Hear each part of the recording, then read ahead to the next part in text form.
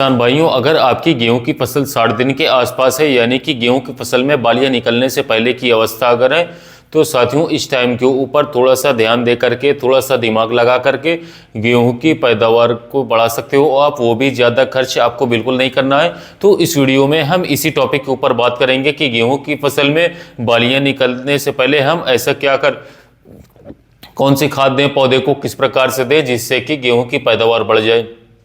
गेहूं के जो बालियां निकलेंगी उसमें दानों की संख्या ज़्यादा हो, दानों का आकार बड़ा हो, दाने की क्वालिटी अच्छी हो, दाने के अंदर वजन ज़्यादा हो, साथियों उपज ज़्यादा हो, तो हमारे गेहूं की पैदावार ज़्यादा होगी। तो इन चीज़ों के ऊपर आज की इस वीडियो में साथियों हम बात करने वाले हैं, तो वीडियो पूरा लास्ट तक देखिएगा।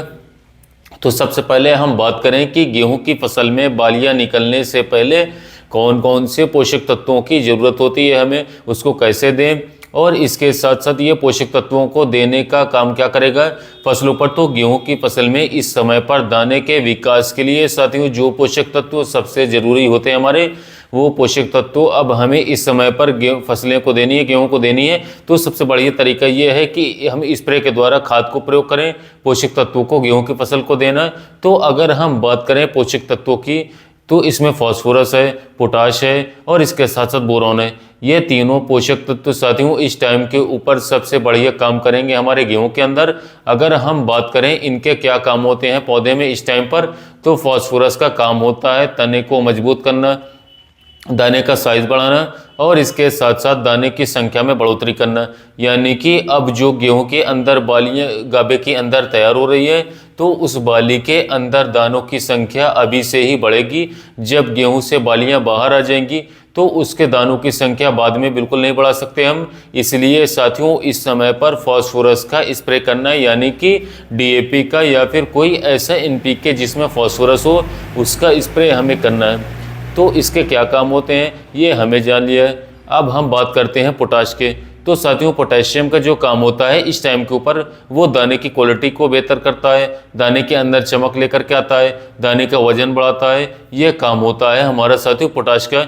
दाने का साइज भी पूरा करती है। तो साथियों ओवरऑल ये दाने के विकास में अहम रोल निभाता है। दाने का विकास अच्छा होगा तो वजन ज़्यादा बैठेगा, तो पैदावार हमें ज़्यादा देखने को मिलेगी। इसलिए ये काम करती है गेहूं में दाने के टाइम पर सबसे बढ़िया।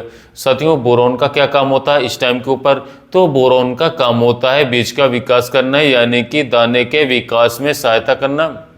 जो हम दूसरे पोषक तत्व दे रहे हैं, अगर हमारी फसलों में बोरॉन की कमी रह जाएगी तो भी दाने का विकास पूरा नहीं होगा, बाली का साइज छोटा होगा, दाने का आकार छोटा होगा, पैदावार में कमी आएगी, गिरावट आएगी। तो इस टाइम के ऊपर बोरॉन का भी हमें प्रयोग करना चाहिए, इसको ध्यान जरूर रखना हमें। तो ये जो गेहूं की फसल के लिए 3 सबसे जरूरी पोषक तत्व साथियों इस समय पर मैंने आपको बताए हैं, जिसमें फास्फोरस, पोटाश और बोरॉन है हमारी। तो साथियों इनका प्रयोग आपको स्प्रे के रूप में करना है, और स्प्रे के लिए सबसे बेस्ट हमारा होता है एनपीके, वाटर सॉल्युबल फर्टिलाइजर। पानी में घुलनशील खाद होती है, आसानी से साथियों पानी में घुल जाती है, स्प्रे हो जाती है और पौधे को जल्दी मिल जाती है, बढ़िया काम करती है हमारी, जल्दी रिजल्ट आता है। तो इस समय पर एनपीके का कौन सी का स्प्रे करें, तो साथियों आपको एनपीके 0.34 लेनी है 1 किलोग्राम एनपीके, और इसके साथ में साथियों आपको 100 ग्राम बोरॉन ले लेना है। एनपीके 0.34 में साथियों 52% आपको फास्फोरस देखने को मिल जाएगा, 34% इसमें पोटेशियम होता है। तो साथियों फसल को फास्फोरस और पोटेशियम की एक साथ पूर्ति हो जाएगी, और इसके साथ में 100 ग्राम हमें बोरॉन भी लेनी है। तो इनको मिक्स करके हमें स्प्रे कर देना है, तीनों पोषक तत्व हमारी फसल में पूर्ति हो जाएगी। तो सबसे बढ़िया तरीका यही है साथियों कि 100 लीटर पानी की मात्रा जरूर रखें 1 एकड़ के लिए। हम जो है एनपीके को 1.5 किलोग्राम तक भी साथियों इस स्टेज के ऊपर डाल सकते हैं गेहूं की फसल में। तो 1.5 किलोग्राम एनपीके के लिए आपको साथियों 150 लीटर पानी की मात्रा लेनी है, यानी कि 50 लीटर पानी की मात्रा बढ़ा देनी है हमें। इस बात का ध्यान हमें जरूर रखना होगा। 1 किलोग्राम एनपीके को 100 लीटर पानी में साथियों 1.5 किलोग्राम एनपीके लेते हो साथियों, तो 150 लीटर पानी आपको ले लेना है 1 एकड़ खेत में। तो ये हमें इसका स्प्रे करना है इस टाइम के ऊपर। इसके अलावा दोस्तों अगर काफ़ी किसान भाई पूछते हैं कि क्या हम इस टाइम के ऊपर डीएपी का भी स्प्रे कर सकते हैं, क्या हम क्या यूरिया का भी स्प्रे कर सकते हैं, तो साथियों हाँ बिल्कुल, आप इस समय के ऊपर डीएपी का प्रयोग कर सकते हो, स्प्रे कर सकते हो। क्यों? क्योंकि गेहूं की फसल में बालियां निकलते समय या फिर निकलने के बाद नाइट्रोजन की आवश्यकता नहीं होती है पौधे को, तो आपको इसमें यूरिया डालने की आवश्यकता बिल्कुल भी नहीं पड़ेगी। इसमें आपको केवल और केवल डीएपी लेनी है 2 किलोग्राम।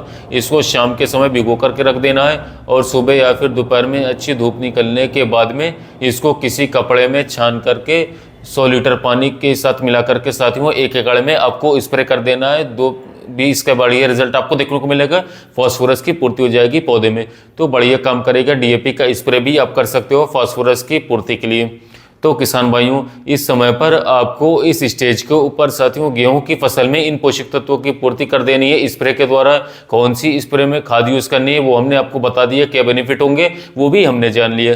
तो साथियों, आपको सबसे जरूरी तो यह है कि आपको पता होना चाहिए कि फसल की किस अवस्था पर किस पोषक तत्व की आवश्यकता होती है। तो आपको साथियों बार बार जो वीडियो देखने पड़ते हैं, साथियों बार बार जो जानकारी आपके सामने भरत करने वाली आती रहती हैं, तो उनसे आप बच जाओगे साथियों, और एक बढ़िया कम खर्च में अच्छी पैदावार अपने गेहूं की फसल से निकाल सकते हो। तो इस वीडियो को ज़्यादा से ज़्यादा किसान भाई तक शेयर कीजिए जो किसान भाई गेहूं की खेती कर रहे हैं। आज की वीडियो में बस इतना ही साथियों, मिलते हैं नए वीडियो में नए टॉपिक के